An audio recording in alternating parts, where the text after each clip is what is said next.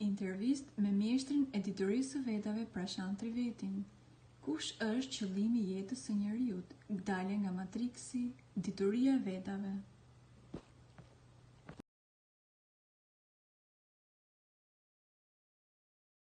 Okay. Like we know about this concept of a universe, or you can call it universe or multiverse. Now we live in this construct. We know there is this environment. We live on this earth. We have these elements around us. We live in this universe. So there are laws which govern this. Everything, the nature, we have everything has some laws governing it. So the knowledge of these laws basically is Vedic. Not the knowledge of the man-made laws, what people in different places on earth, they have their different countries have different laws and whatever. But there is actual law of this whole universe, multiverse, okay, which is the real law, okay, and that is Vedic. That is Vedic knowledge. Ne jetojmë brenda këtij konstrukti, këtij ndërtimi gjigant që quhet univers. Jemi të rrethuar nga një mjedis me elementet natyror. Ne jetojmë në tokë.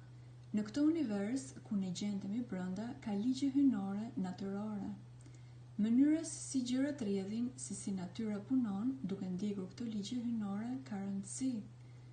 Dituria e këtyre ligjeve hyjnore natyrore është dituria e Vedave, që sundon mbi natyrën, mbi ne, mbi gjithçka. Jo dituria mbi ligjet e krijuara nga njeriu, por nga hyjnia. Jo rregullat që njeriu ka krijuar brenda një shteti të caktuar, por rregulla apo ligjet e krijuara nga hyjnia, Zoti, për çdo vend dhe botë. Pra kemi ligje hyjnore që vlen për të gjithë universin. Ligjet hyjnore janë të vërtetat e pavdekshme dhe ato quhen dituritë e Vedave.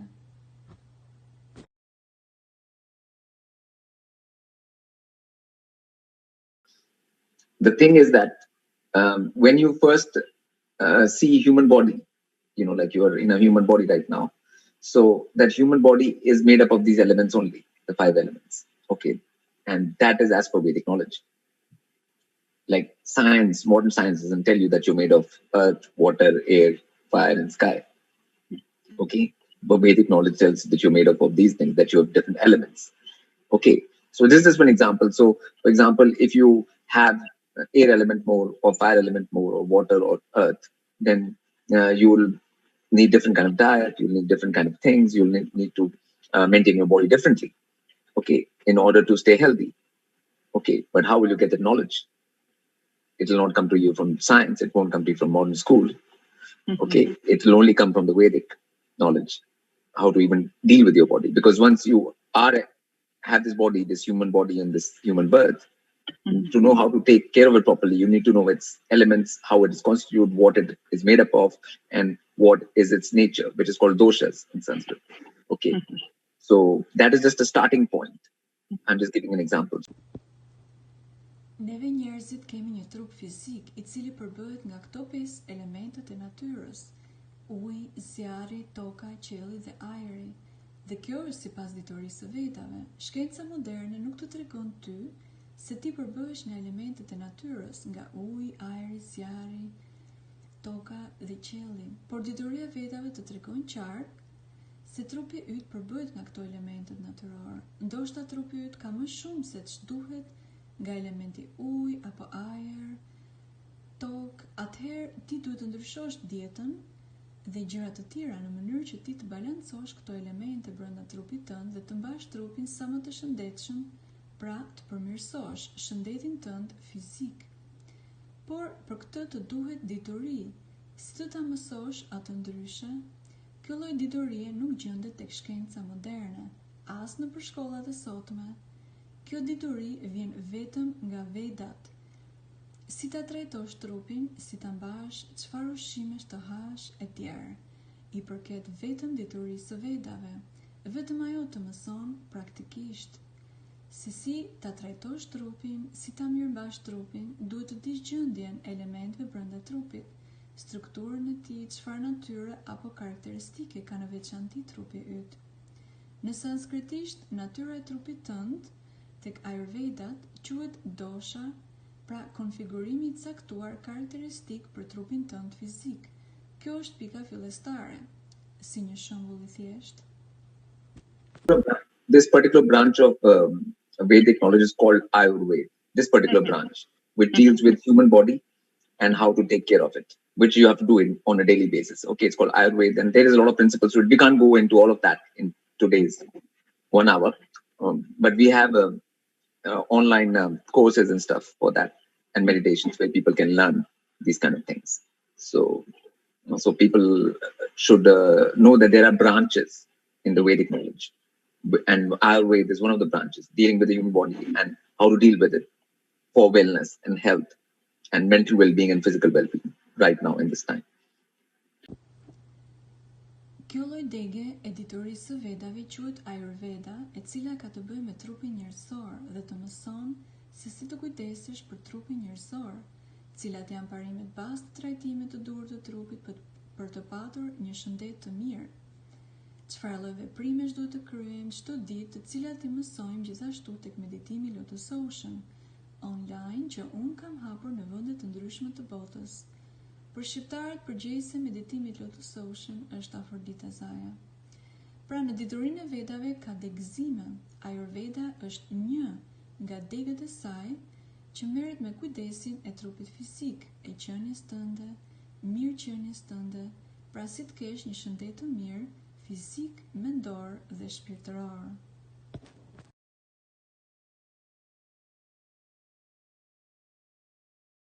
And the basic things for a body first is posture, like what posture you keep it in, your speech, okay, and your diet.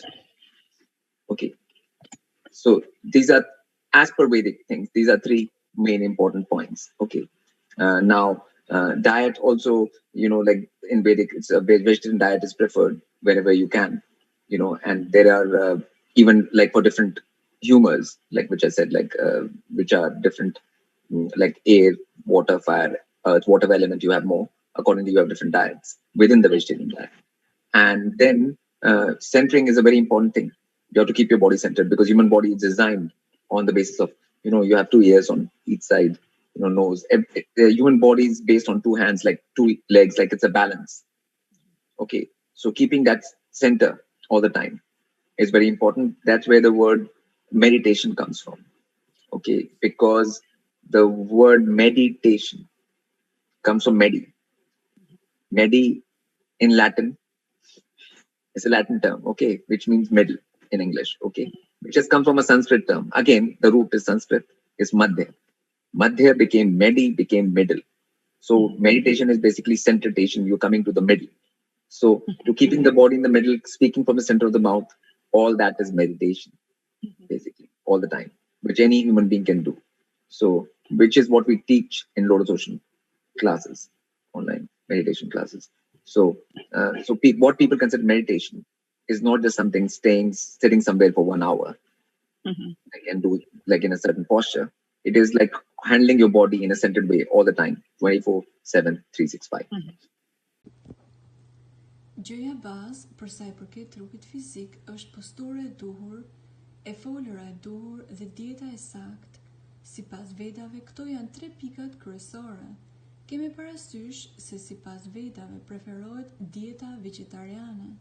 Secili prej nesh I përket një doshe apo kombinimi I doshave, ose elementet e trupit tënd karakteristik, si bie fjala ajri, zjarri, uji etj, që ke më tepër duhet I zvoglosh, pra të balancosh elementet e trupit tënd nëpërmjet dietës ushqimore.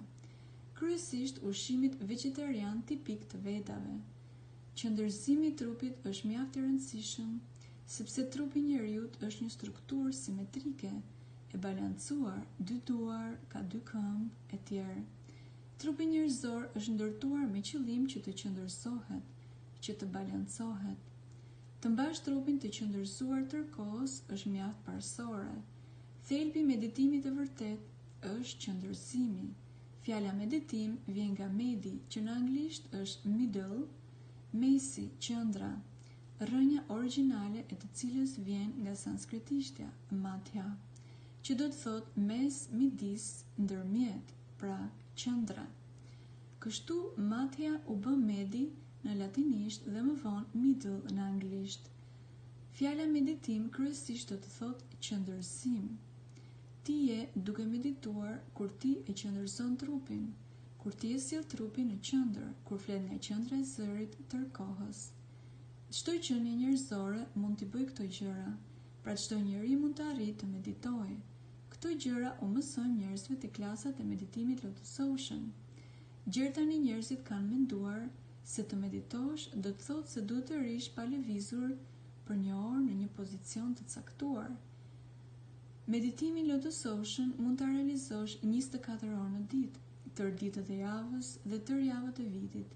Mjafton që ta mbash trupin të qëndërzuar, qoftë kur gatuan, kur punon e të tjerë.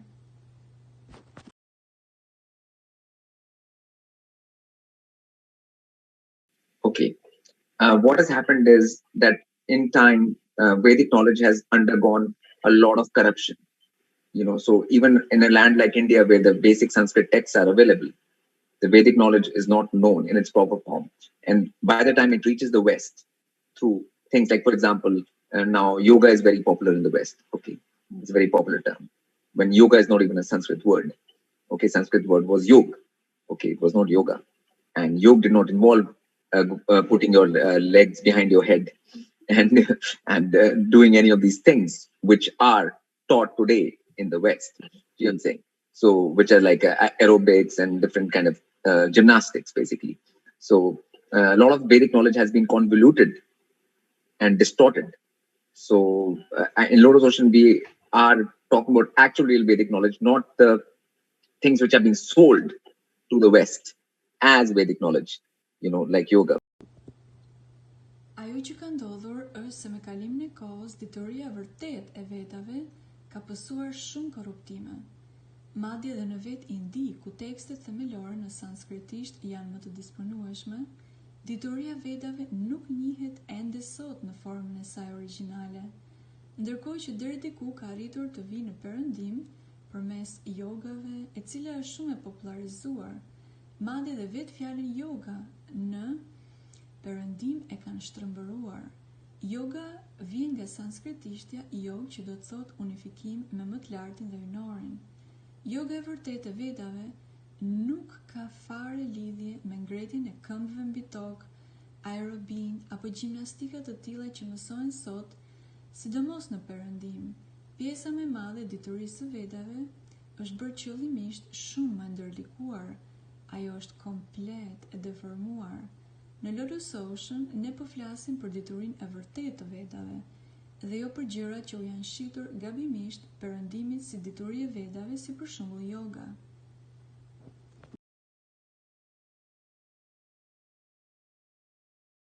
The LotusOcean, the name means lotus is a flower. Everyone in Spain, wherever is going, will know the lotus flower. The lotus flower grows in mud. It grows in a bad environment. Even if it's muddy and it's bad water, lotus grows.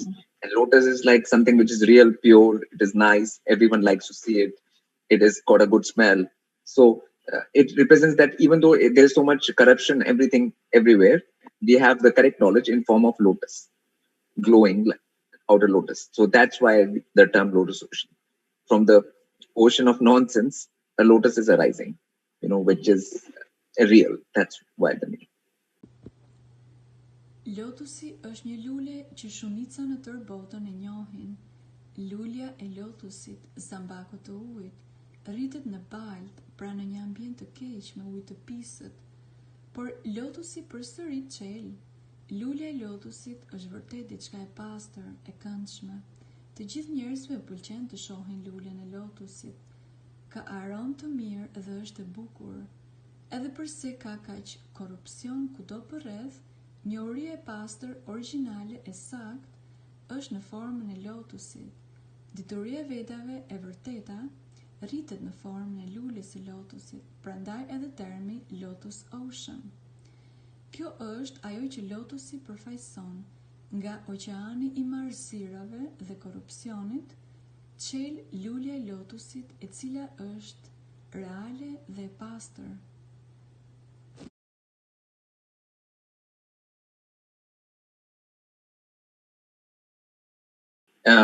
Everything has been everything. Okay, so by everything I mean what is the purpose of human life on earth? Okay, so a lot of religions have come up. Like now there are many religions on earth. Okay, they are all corruptions of original Vedic knowledge. Whatever religion is there on earth right now is a corruption. So the purpose of human life on earth, what are human beings for? Even the modern thing like what science is. Science is also a religion to me, and it is also corruption of the Vedic knowledge. So like right now, everything which human beings do, it devolves them. Instead of improving their situation, it deproves their situation. Okay, so that's going against that means you don't know the principles of the multiverse. You don't know the laws. That's why you are doing things which are bad for you. Okay, so the whole world is doing things. People all over the world are doing things which are bad for them. Not only for the physical terms, in the spiritual terms. Physical, spiritual, mental, any level, for anything they're doing wrong. So that is all corruption of law, like in every, like science, architecture, medicine. You can go into anything, anything to do with human, music, anything to do with anything, in everything, it has been corrupted and lost all over. And which is why we are in this time right now, where there's so much confusion, so much pain, so much nonsense, so much, every negative thing which you can think of is there on this earth, so much right now. Gjithçka nga dituria e Vedave është korruptuar. Me gjithçka unë nënkuptoj përgjigjet e pyetjeve si: cili është qëllimi i jetës njerëzore në tokë? Për çfarë janë qeniet njerëzore këtu? Shumë fe janë shfaqur në tokë. Ato janë të gjitha korrupsione dhe deformime të diturisë së vërtetë të Vedave. Çfarë do feje që ekziston në tokë, tani është një korrupsion, shtrëmbërim i Vedave.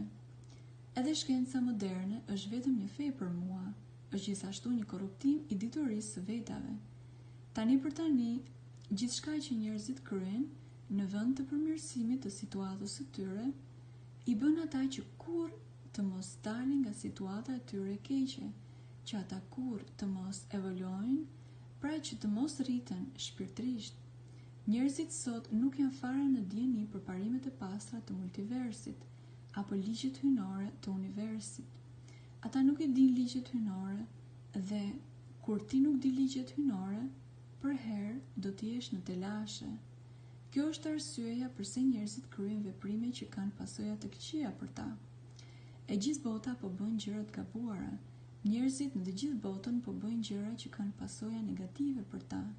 Jo vetëm në nivelin dhe aspektin fizik, por edhe në atë mendor, shpirtëror gjithashtu. Çdo gjë që ata bëjnë është gabim. Kemi korrupsion kudo, edhe në shkencë, arkitekturë, mjekësi, muzikë, në gjithçka. E gjithë dituria e Vedave që përfshin të gjitha fushat e njohurisë, e vërteta mbi të është korruptuar dhe humbur. Kjo është arsyeja pse ne jemi në këtë kohë tani me kaq shumë çoroditje dhe kaq shumë dhimbje dhe marrëzira. Gjithçka negative që ti mund të imagjinosh gjendet në këtë tokë tani.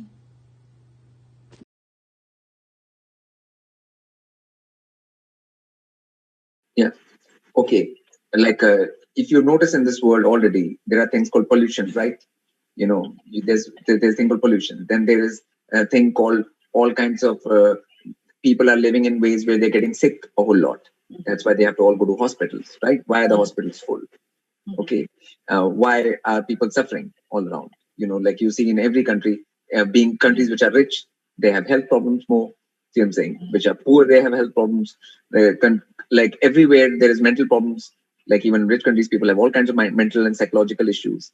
So the whole socio-political, economic structure everywhere, which you see, it's there for making the masses, like even in the last 1 year, you've seen masses are also afraid about this thing, what has happened, and everywhere the governments and everything are anti the people, and people know they're not for their good.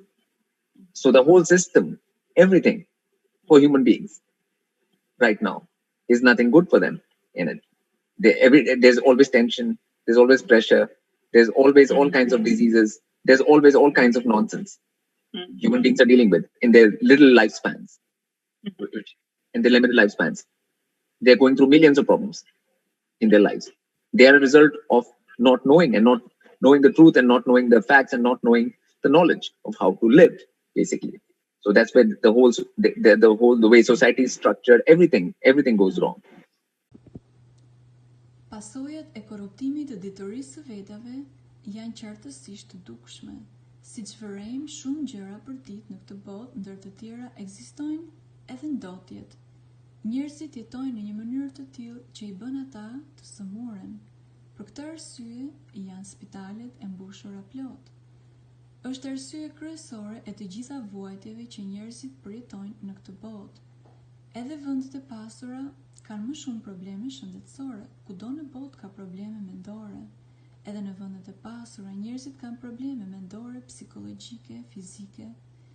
E gjithë politika sociale-ekonomike, kudo që shihni, është atje për t'i bërë njerëzit të ndihen të pasigurt, të frikësuar për ato që po ndodh, siç shohim në situatën ku jetojmë. Kudo qeverit dhe gjithçka janë anti-njerëzore. Ato nuk janë për të mirën e njerëzve as pak. I gjithë sistemi që drejton qeniet njerëzore tani nuk përmban asgjë të mirë për njerëzit. Gjithmonë ka tendosje presione ndaj njerëzve.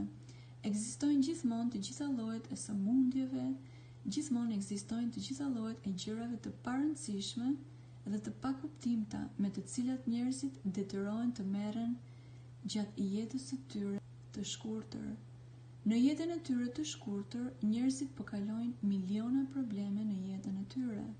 Kjo vjen si rezultat i padijes së diturisë së Vedave, i padijes së të vërtetave, të fakteve reale.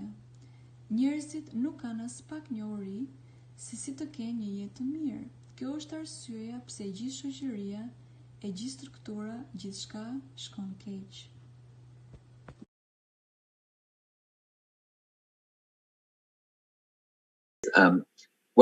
This book I put the Vedic knowledge for the modern people, like in this time, like this is for this time. Vedic knowledge comes from very ancient times. Okay, so to put it in a language for the right now, because people have a certain kind of education right now, they have a certain kind of mentality right now, they have a certain kind of way of thinking and being, which is of this present time. So it's bringing Vedic knowledge into the present time and communicating it to people in the language which they would understand right now. Like right now, people will not understand Sanskrit and how those people talked to those people which were very long ago. So the mentality was different. Everything was different at that time. This is for people right now, for their mentality, for their thinking, for this generation. Right now on earth, it's Vedic knowledge for them in a way they will be able to understand. Unë kam vendosur në këtë libër diturinë e Vedave për njerëzit modern, të përshtatur për kohën që ne jetojmë tani. Dituria e Vedave vjen nga kohërat shumë të lashta, qysh nga krijimi i botës. Unë e kam trajtuar këtë dituri të lashtë në një gjuhë për kohën e tanishme, sepse njerëzit tashmë kanë një lloj të tillë arsimimi, edukimi, mentaliteti apo një mënyrë të menduari dhe ekzistence ndryshe nga ata të lashtët. Ky libër po rikthen diturinë e humbur të Vedave në kohën e tanishme dhe po ua komunikon njerëzve në gjuhën moderne që ata kuptojnë tani. Sot njerëzit nuk do ta kuptonin këtë dituri të paraqitur në sanskritisht, aq më tepër me mënyrën se si ata njerëz flisnin me njëri tjetrin shumë kohë më parë, komplet ndryshe. Nga i sotmi, mentaliteti ishte ndryshe në atë kohë. Ky libër është për njerëzit e tanishëm, duke u përputhur me mentalitetin e tyre, me mënyrën e të menduarit të tanishëm. Për brezin e tanishëm në tokë, libri eposi piti është paraqitja e diturisë së Vedave në mënyrë të tillë që brezat e tanishëm do të jenë në gjendje ta kuptojnë.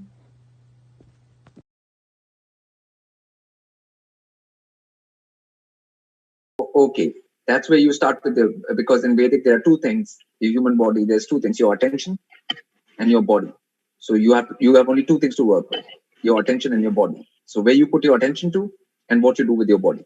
Okay, there are only two things. So what to do with the body, that's what the whole thing comes in, like with the keeping the body straight, the posture straight, the meditation, and then the diet, right diet, okay, and then keeping the attention on things which are growing for you, like there are LotusOcean music, LotusOcean films online, which people can put attention on. So there are which are evolving things, like evolving sounds. Okay, so keeping your attention on things which will evolve you while doing the correct things with your body. So it's all like an education. It's like a relearning of education of how to use the human body. Okay, which is not going to happen in one day. You'll have to learn it in steps. Because it's something which should have been taught in school, to everyone, but it is not. So you have to start again from the scratch, and you have to learn from the basic level, and that's what we teach in LotusOcean. Në diturinë e Vedave ka vetëm 2 gjëra të rëndësishme, të cilat janë vëmendja jote dhe trupi yt. Pra kemi këto 2 gjëra të rëndësishme për të punuar. Të punosh me vëmendjen tënde nënkupton ta vendosësh vëmendjen tënde tek gjërat e duhura. Të punosh me trupin fizik do të thotë si ta trajtosh trupin, çfarë të bësh me trupin, çfarë veprimesh të kryesh me trupin. Kjo është ajo që lidhet me mbajtjen e trupit drejt, qëndrimin drejt, qëndërsimin, meditimi LotusOcean, dieta e dur. Pastaj duhet mbajtur vëmendja tek gjërat që të rrisin shpirtërisht, që të bëjnë të evoluosh. Për këtë unë kam krijuar plot video LotusOcean me muzikë, filma LotusOcean në internet, të cilat njerëzit mund të kushtojnë vëmendje. Këto janë gjërat për t'i parë, për të dëgjuar tinguj që të bëjnë të evoluosh. Duhet të vazhdosh të mbash vëmendjen tek gjërat që të evolojnë, njëkohësisht duke kryer veprimet e duhura me trupin fizik që ke. E gjitha kjo është si një arsim, duke mësuar se si të përdorësh vëmendjen dhe trupin. Kjo nuk do të ndodhë brenda një dite, duhet ta mësosh atë hap pas hapi, sepse është diçka që duhet të ishte mësuar nëpër shkolla. Por kjo dituri praktike Vedave ka humbur tashmë. Kështu që duhet ta fillojmë përsëri gjithçka nga e para. Ju duhet të mësoni nga niveli bazë. Kjo është ajo që ne u mësojmë njerëzve tek LotusOcean, tek meditimi LotusOcean.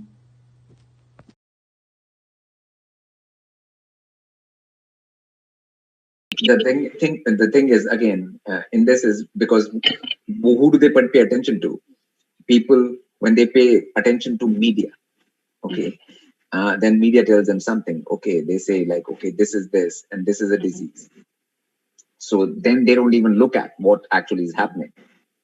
Whether when they say this is something happening, and they don't actually look at themselves like, okay, how can this be when it is not affecting me, it's not affecting, even if it happens, I don't get anything.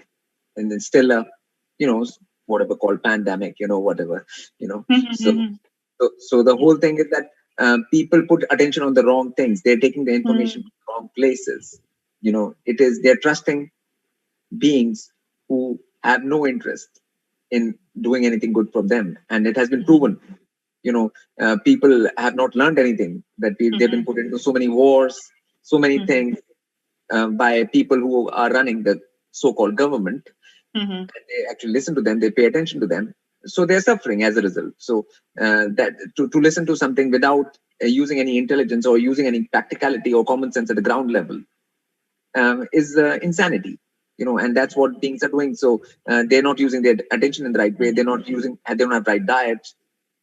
They don't know how to control their body. People don't know any such thing.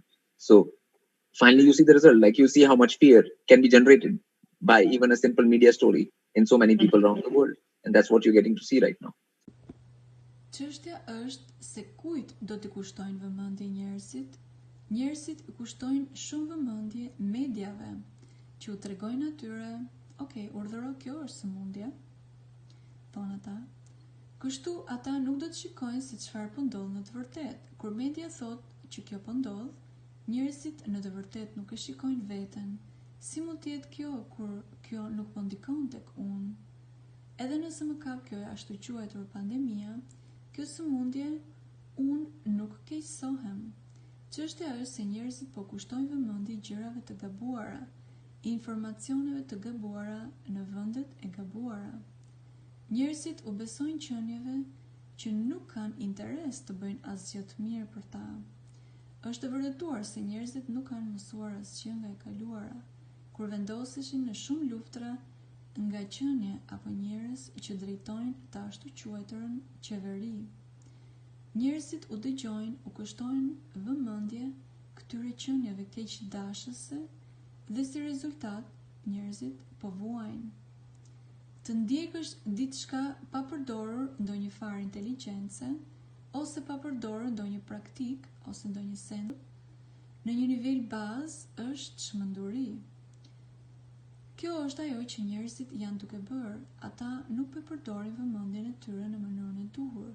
Nuk kanë dieta të sakta, keq ushqehen, nuk dinë si të marrin trupin e tyre në kontroll. Njerëzit nuk kanë diturin bazë të jetuarit mirë, dhe tashmë rezultati duket qartë. Ju e shihni se sa frikë mund të prodhohet qoftë edhe nga një histori e thjeshtë mediatike nga kaq shumë njerëz në të gjithë botën. Kjo është ajo që po shohim tani.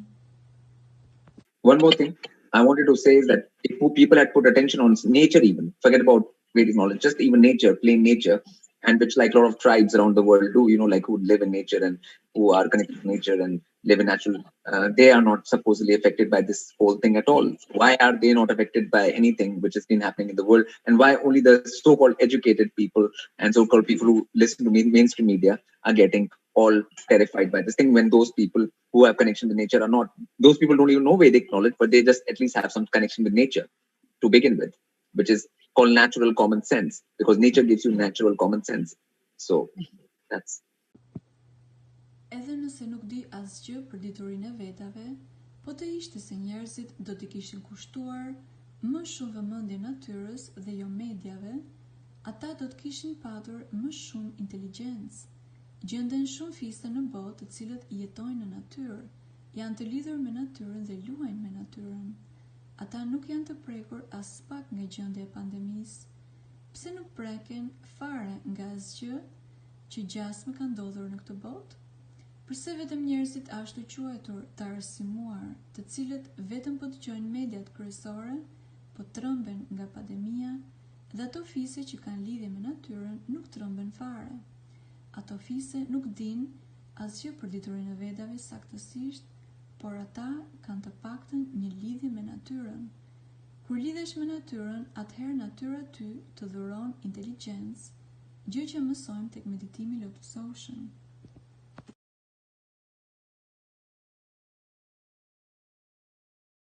According to the Vedic knowledge, this human body is just like a clothing, just like you put a cloth on, and then you put the clothes off. Like you have clothes which you had used 1 year ago, you don't use them anymore, right?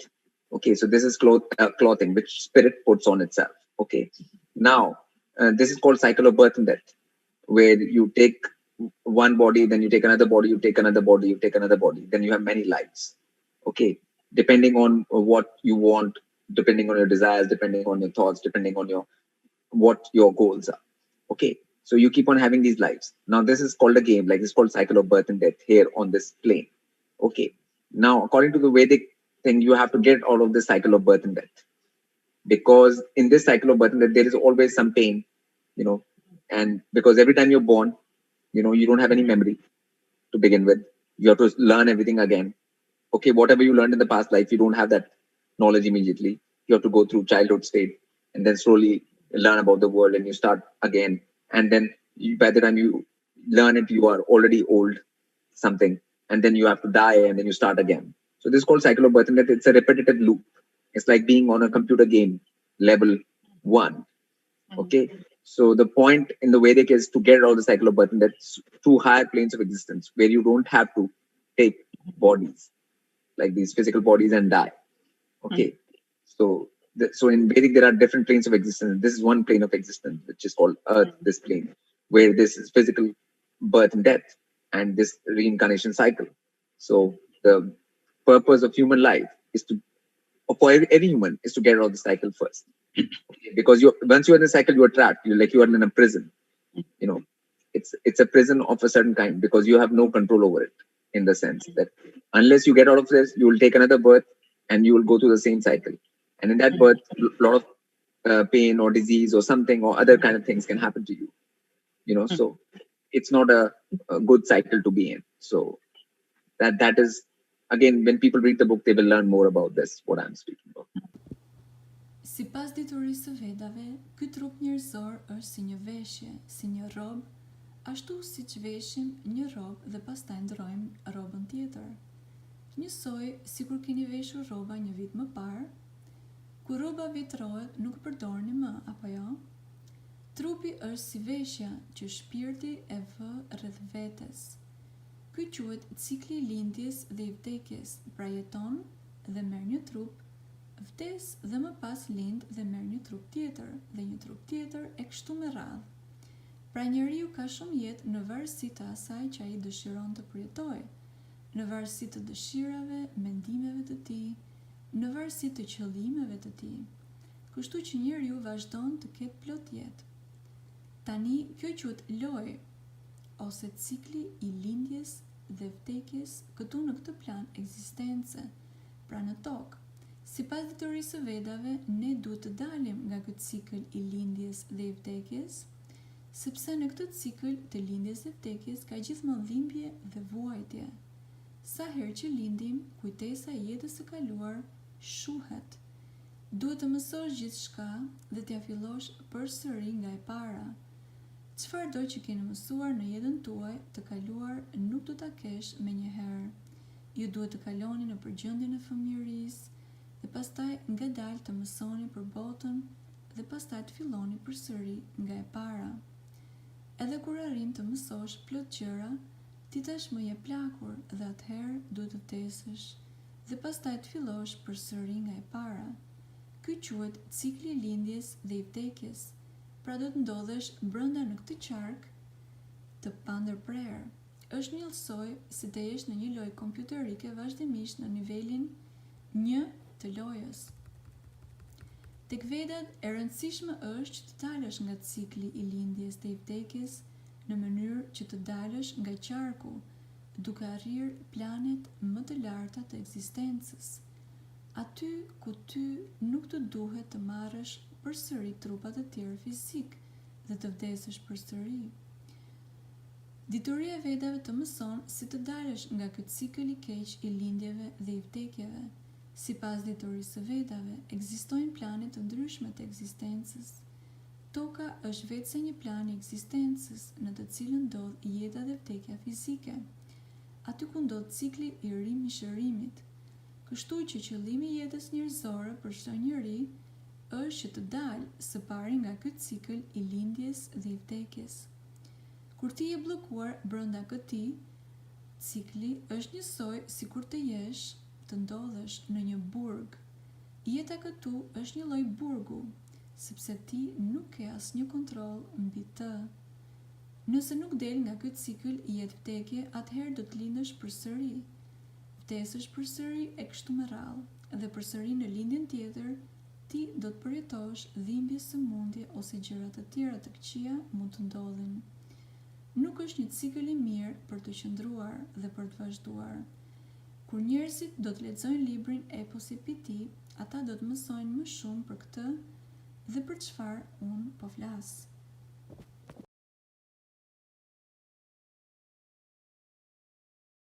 Change of clothes.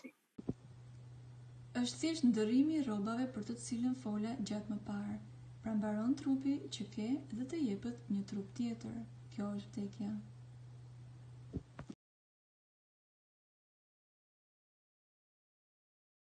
Yes, that's exactly what the book is about.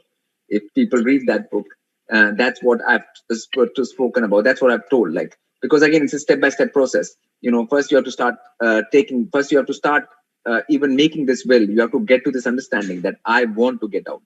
Okay, I want my well-being. I'm a being, and I want my well-being. You have to get to that level, and then you have to start working on yourselves. And there are steps which are taught in the book, and then people have to forward it into the LotusOcean meditation, and they have to follow the steps. And once you keep on following those steps, the final result will be breakage out of cyclobutton, which I call exiting the matrix. Like like in the Matrix movie, the Neo, he wants to break out of the matrix, right? Okay. So in this, in Vedic knowledge, there are actual steps. It's not just a movie. There are actual steps you can take in order. That's what the book is about, and that's what LotusOcean, everything is about. That knowledge only. So once people get interested, then they can join and they can read the book and then start practicing those things which I mentioned. Pikërisht për këtë unë flas tek libri im Eposi Piti. Kjo është ajo për cilën unë fola gjerë tani. Është një proces. Së pari duhet fillosh të thuash me zë, unë duhet të dal nga matriksi. Unë jam një qenie, unë dua mirëqenien time, dua të mirën e vetes.